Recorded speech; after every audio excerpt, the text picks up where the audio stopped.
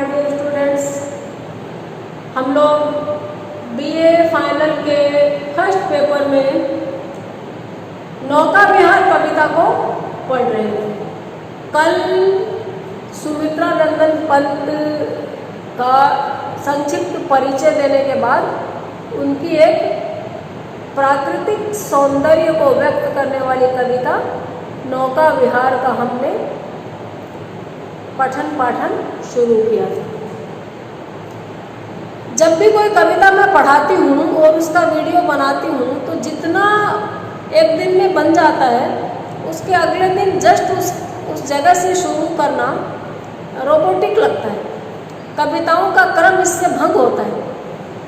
इसलिए पहले कायदे से मैं शुरुआत से उस कविता को पढ़ती हूँ, फिर वहाँ से उसकी व्याख्या पुनः शुरू करती हूँ जहाँ से हमने नहीं किया था, जहाँ तक करके छोड़ दिया था। तो सबसे पहले हम नौका विहार कविता को पढ़ेंगे। नौका और विहार दो शब्दों से मिलकर ये बनी है। नौका विहार का मतलब नाव में घूमना, नाव में बैठकर घूमना। देखिए, घूमना किसे पसंद नहीं है। आप जितना मुझे जानते हैं उस हिसाब से आपको पता होगा, विशुद्ध घुमक्कड़ हूँ मैं भी। और घुमक्कड़ शास्त्र नाम की किताब ही लिखती है हमारे राहुल सांकृत्यायन में। तो उनके हिसाब से तो जितना आदमी पढ़ने लिखने से सीखता है उससे कम यात्राओं से नहीं सीखता। यात्राएं हमें अलग अलग परिवेश के लोगों के जीवन, उनकी खान पान की आदतें, उनका पहनावा, उनकी भाषा और बोली, उनका कल्चर, संस्कृति, सभ्यता, सब कुछ से हमारा परिचय और आराम से करवाती है बिना दबाव और तनाव के। किताबों में हमें कई बार नीरसता भी मिलने लगती है। पाठ्यक्रम को तो हम लोग मानते ही नीरस है, सोच ही ऐसी हो गई है। तो घूम घूम कर जितना कुछ सीखा जा सकता है उसमें से ये एक नौका विहार कविता भी है। इस कविता को पढ़ते समय अगर हमने कभी प्राकृतिक परिवेश का अपने हिसाब से भ्रमण किया हो तो वो याद आता है, उसका स्मरण हमें हो जाता है। चांदनी से अगर आपको लगाव है, चांद, तारे, सूरज आपको देखना पसंद है तो आप कविता से और ज़्यादा जुड़ाव महसूस कर पाएंगे। बहुत से लोग प्रकृति से बहुत इत्तेफाक नहीं रखते, जबकि गुजारा नहीं होता इसके बिना, लेकिन फिर भी वो अपने काम में इतने व्यस्त हैं कि उनको इन चीज़ों से मतलब ही नहीं रह गया। एक छोटी सी कोटेशन में एक बार पढ़ रही थी कि अगर आप बस का सफ़र कर रहे हैं, खिड़की के पास बैठे हैं और आपके हाथ में मोबाइल है, इसका मतलब अब आँख वाले अंधे हैं। क्या समझे इससे? कि हम कैसे भी परिवेश में चले जाएं, कितनी भी रमणीय जगह पे पहुंच जाएं, अगर हम मोबाइल छोड़ ही नहीं पा रहे हैं तो आँख वाले अंधे। वहाँ प्रकृति अपनी ऑसमनेस के साथ उपस्थित होती है। या हम अपने गेम में ही लगे हुए हैं। ट्रेन में, बस में सफ़र करते वक्त रास्तों में इतने मंजर गुजरते हैं, उन सबको नहीं देखकर हम अपनी मोबाइल स्क्रीन पर ही नज़रें गड़ाए रखते हैं, तो हम आँख होते हुए भी दृष्टिहीनों की श्रेणी में आते हैं। ये किस लिए कहा गया है?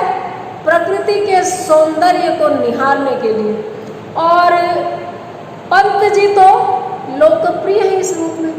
पंत की अगर हम गांधीवादी और जो ये प्रोग्रेसिव साहित्य है, मार्क्सवादी साहित्य, प्रगतिवादी साहित्य, उसको छोड़ दें तो इनके जीवन का, इनका काव्य का एक बहुत बड़ा हिस्सा सारे का सारा प्रकृति की छटाओं को, प्रकृति की अलग अलग सुषमाओं को देखने में, उसका चित्रण करने में ही गुजरा है। उसी में से इनकी एक कविता है नौका विहार। कल हमने इसको आधा पढ़ लिया था। शांत स्निग्ध ज्योत्सना धवल अपलक अनंत नीरव भूतल सैकत सैया पर दुग्ध धवल तनवंगी गंगा कृष्ण विरल लेटी है शांत क्लांत निश्चल, तापस बाला गंगा निर्मल, शशिमुख में दीपित मृदु करतल, लहरें उर पर कोमल कुंतल, गोरे अंगों पर सिहर सिहर लहराता तार तरल सुंदर, चंचल अंचल सा नीलांबर। साड़ी की सिकुड़न सी जिस पर शशि की रेशमी निभा से भर, सिमटी है वर्तुल मृदुल लहर, चांदनी रात का प्रथम पहर, हम चले नाव लेकर सफर। सिकता की सस्मित सीपी पर मोती की ज्योत्सना रही विचल, लो पाल चढ़ी उठा लंगर, मृदु मंद मंद मंथर मंथर, लघुतरणी हंसनी सी सुंदर, फिर रही खोल पालों के पर। निश्चल जल के सूचि दर्पण पर, निश्चल जल के सूचि दर्पण पर बिंबित हो रजत पुलिन निर्भर, दूरे ऊंचे लगते क्षण भर। काला कांकर का राजभवन सोया जल में निश्चिंत प्रमन, पलकों पर वैभव स्वप्न सघन। नौका में उठती जल हिलोर, हिल पड़ते लब के ओर छोर, विस्फारित नैनों में निश्चल कुछ खोज रहे चंद तारक दल, ज्योतित कर नभ का अंबर स्थल। जिनके लघु दीपों का चंचल अंचल की ओट किए अविरल, फिरती लहरें लुक छिप पल पल, सामने शुक्र की छवि झलमल, पैरती परी सी जल में कल, दुपहरे कचों में हो जल। लहरों के घूंघट से झुक झुक दसवीं का शशि निज तिर्यक मुख दिखलाता, मुग्धा सा रुक रुक, यहाँ तक हमने कल कर लिया था। दसवीं के चांद की क्रियाएं, उसके अटखेलियां और अनगिनत तारे जो आसमान में अपनी चमक के साथ विचर रहे हैं, उनको सेना, उनको फौज और कुछ ढूंढने के लिए चलायमान बताया कवि ने। आगे अब पहुंची चपला बीच धार, छिप गया चांदनी का कगार।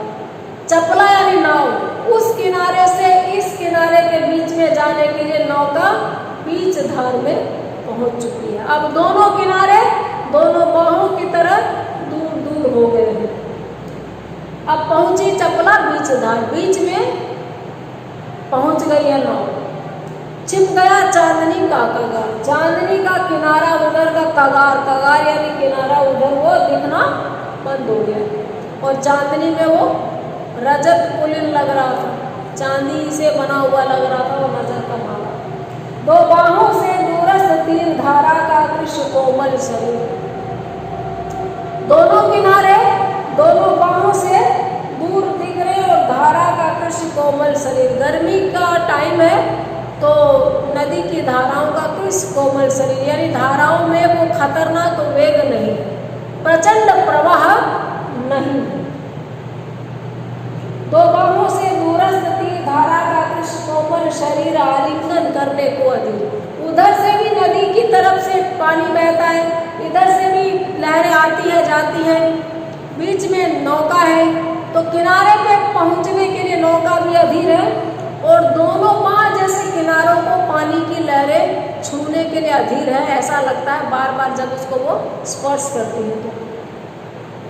अति दूर क्षितिज पर विटप माल, लगती भ्रू रेखा सी अराल, अपलक नभ नील नैन विशाल, नाके ऊपर शिशु सा समीप सोया, धारा में एक द्वीप उर्मिल प्रभा को कर प्रति।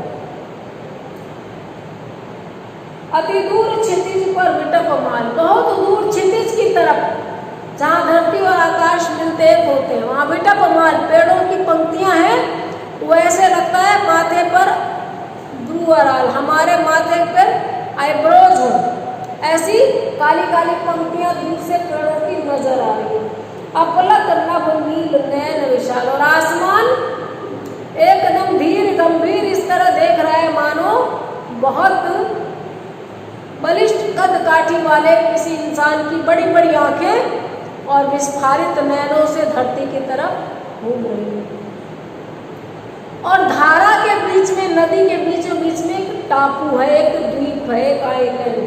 माँ के ऊपर शिशु सा समीप, जैसे माँ एक लंबी चौड़ी काया और बच्चा छोटा सा उसके सीने से ऐसे चिपका हुआ, तो ऐसा लग रहा है कि वो जो द्वीप है वो माँ के कलेजे से चिपका हुआ है।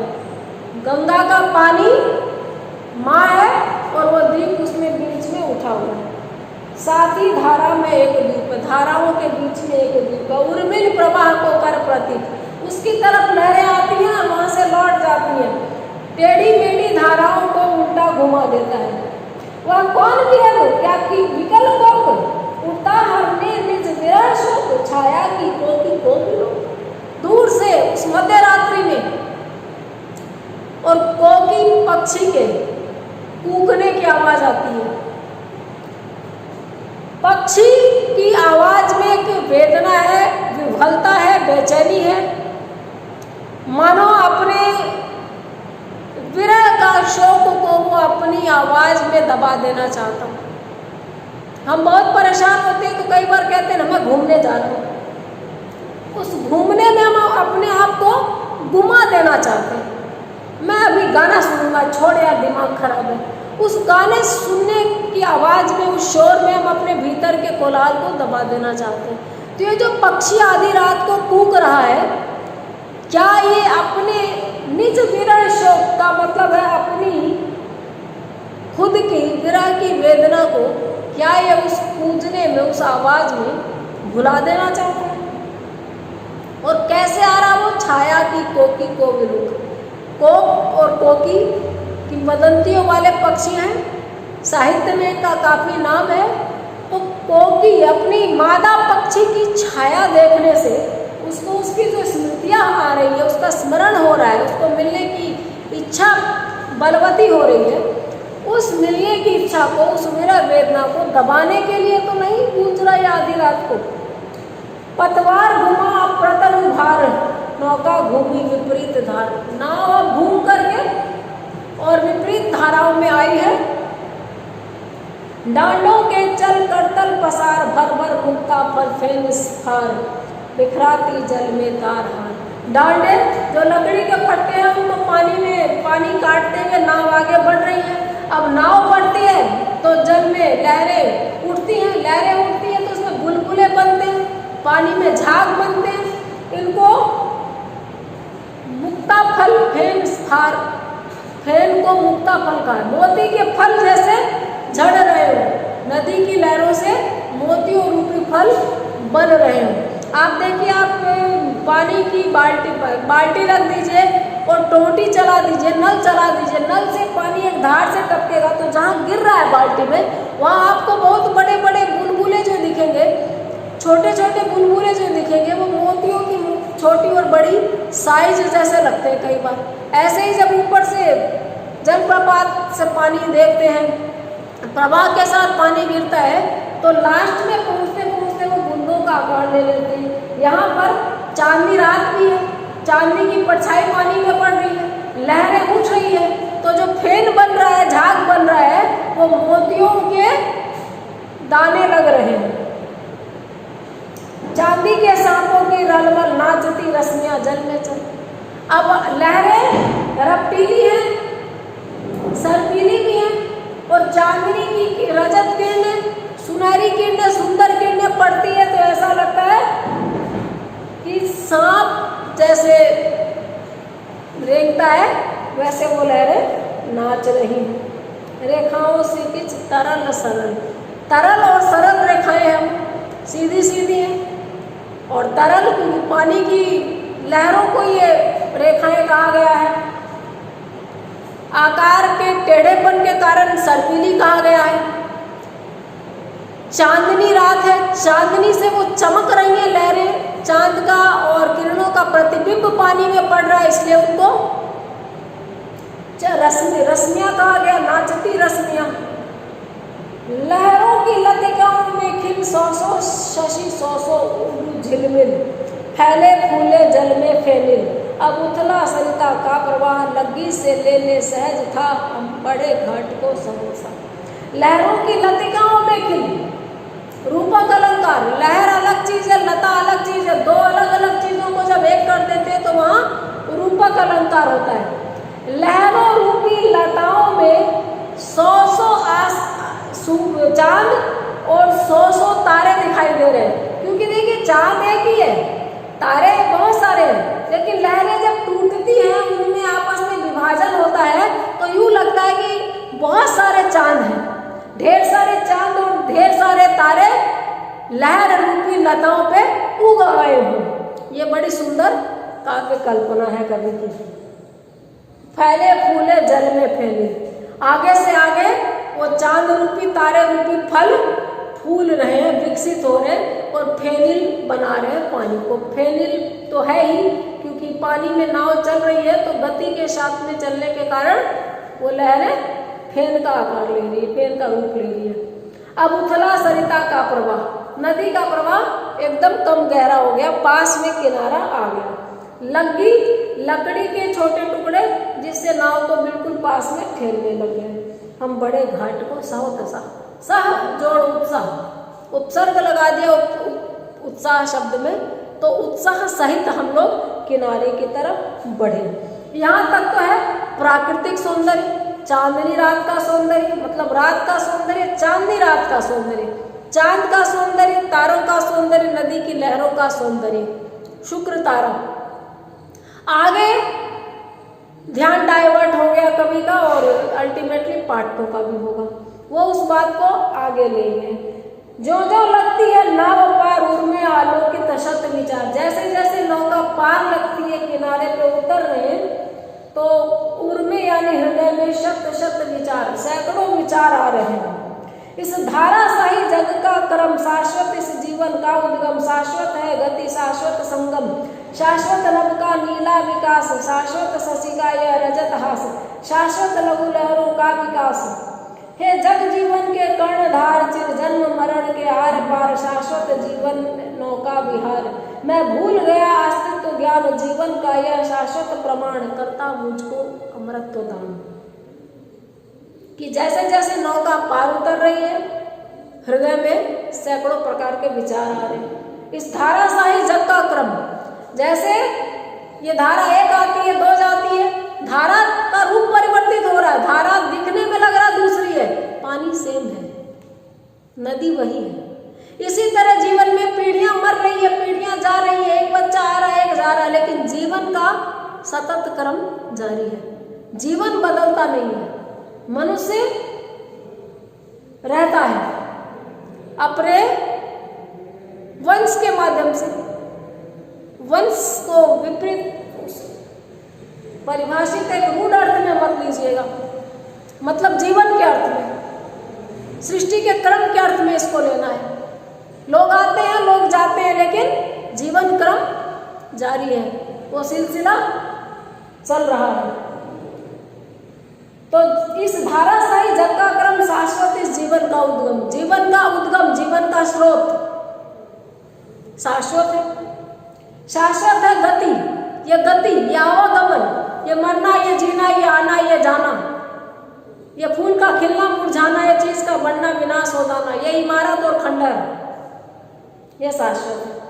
शाश्वत शशि का ये रजत हास, ये चांदी की किरणें जो आसमान से सूरज चांद दे रहा है, चांद का ये चांदनी प्रदान करना, ये शाश्वत है। चांद की ये सुंदरता, चांद का ये शुभ्र सौंदर्य, धवल सौंदर्य शाश्वत है। शाश्वत लघु लहरों का विलास, छोटी छोटी लहरों का जो आपस में ये क्रीड़ा का काम चल रहा है, जो खेल रही है लहरें, बच्चे भी ऐसे खेलते हैं, उधर घुसे आपस में टकराए, दूर हुए, चिटके चिल्लाए, लहरें वैसे ही शाश्वत हैं, लगातार जब से हैं खेल रही है। हे जल जीवन के कर्णधार, चिर जन्म मरण के आर पार, शाश्वत जीवन नौका विहार। एक अनंत अनिवर्चनीय अगोचर अदृश्य सृष्टिकर्ता को ये पंक्ति समर्पित है पंत की तरफ से कि हे जल जीवन के कर्णधार, जल रूपी जीवन के जो कर्णधार है, प्रणेता है, मालिक है, ऑलमाइटी है, जो जन्म मरण के आर पार है, अनिवर्चनीय है, शाश्वत जीवन नौका विहार, जीवन की नौका विहार भी शाश्वत है। हम चले थे घूमने, इधर उतर गए। इसी तरह मनुष्य जन्म लेता है, मृत्यु को प्राप्त होता है। जिस समय तक हमारा जन्म नहीं होता हमारा कोई अता पता नहीं है।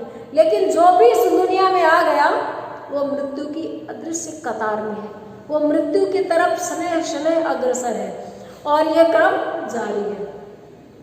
तो चिर जन्म मरण के आर पार, जीने और मरण के आर पार जो ईश्वर है, कवि की मान्यता के अनुसार उसको ये पंक्तियां समर्पित है कि शाश्वत जीवन नौका विहार, जीवन रूपी नौका का विहार भी शाश्वत है, लगातार है। मैं भूल गया अस्तित्व ज्ञान जीवन का यह शाश्वत प्रमाण करता मुझको अमृत दान। मैं भूल गया था, मैं ये मानता था कि मेरे साथ ही मैं समाप्त हो जाऊंगा। हम हमारे बाद भी रहते हैं, अपने बाद की पीढ़ियों के माध्यम से, अपने करे गए कृत्यों के माध्यम से। कभी कहते हैं कि वो अस्तित्व का ज्ञान भूल गए थे। जीवन का ये शाश्वत प्रमाण है, ये जो जीवन का शाश्वत प्रमाण है, एक पीढ़ी से दूसरी पीढ़ी को हमारे ट्रेड्स हस्तांतरित होते हैं, जीन्स हस्तांतरित होते हैं, रोज लगातार मरने का क्रम जारी है, उसी तरह लगातार जन्म लेने का क्रम जारी है। मैं पुनर्जन्म और पूर्व जन्म की बात नहीं कर रही, मैं हर नए शिशु के पैदा होने की और हर इंसान के एक दिन मर जाने की बात कर रही हूँ। चेहरे जा रहे हैं, बॉडी जा रही है, लेकिन नए चेहरे, नई बॉडीज, नया जीवन, नया सृष्टि क्रम हमारे सामने रहता है। ये जो अनवरतता है, ये जो सिलसिला है, ये जो कंटिन्यूटी है, इसी की बात कवि इस कविता में कर रहे हैं कि नौका की लहरें कभी मिटती नहीं है, एक लहर मिटती दिखती है, दूसरी आती है, उसी तरह हम मरते नहीं। कविता से अपार्ट, कविता से अलग हटकर मैं तो हमेशा एक बात को कहती हूँ कि अगर आपको लाइफ आफ्टर डेथ चाहिए, मृत्यु के बाद भी जीवन चाहिए, तो donate your body after death. मरने के बाद में हमारी बॉडी अगर डोनेट हो जाए, हमारे शरीर के ऑर्गेन्स अगर किसी और के शरीर में काम आए, तो हम मरे कहाँ। यही बात डिफरेंट वे में कभी कहते हैं। हमारा बहुत कुछ यही रह जाता है, नई पीढ़ियां आती हैं, पुराने जाते हैं और सृष्टि का क्रम लगातार जारी रहता है। तो प्रकृति के सौंदर्य को बयान करने के साथ साथ यह कविता जीवन की अनवरतता को, जीवन की कंटिन्यूटी को रेखांकित करती है, जीवन के लगातार चलते रहने को महत्व प्रदान करती है और हमारा उसकी तरफ ध्यान आकृष्ट करती है। इस प्रकार से एक तरफ यह कविता प्रकृति सौंदर्य की कविता है, तो दूसरी तरफ दार्शनिक भावों से ओतप्रोत कविता है। दर्शन की अलग अलग शाखाएं हैं, उन शाखाओं में से जहाँ अस्तित्ववाद की बात आ जाए, जहाँ भारतीय दर्शन की बात आ जाए, जहाँ आत्मा परमात्मा की बात आ जाए, कुछ ना कुछ क्लूज, कुछ ना कुछ चीजें इस कविता की कई दर्शनों से जुड़ी हुई है। आज हमारी ये कविता पूरी हो गई। अगले वीडियो में हम किसी और कविता के साथ में मिलेंगे। तब तक आपसे मेरी गुजारिश है कि आप इसको देखिए, सुनिए, समझिए, आप लोग बने रहिए। जितना ज़्यादा आप अपने सिलेबस की चीज़ों को गंभीरता से लेंगे, उतना ही आपको आगे के लिए फ़ायदा होगा। कविताएं न सिर्फ हमें सिलेबस के लिए चाहिए, लिटरेचर हमें न सिर्फ सिलेबस के लिए चाहिए, बल्कि एक सोच, एक नया दृष्टिकोण अपने आप में डेवलप करने के लिए भी साहित्य की ज़रूरत होती है। तो आज इतना ही, किसी और दिन किसी और वीडियो के साथ। Have a nice day.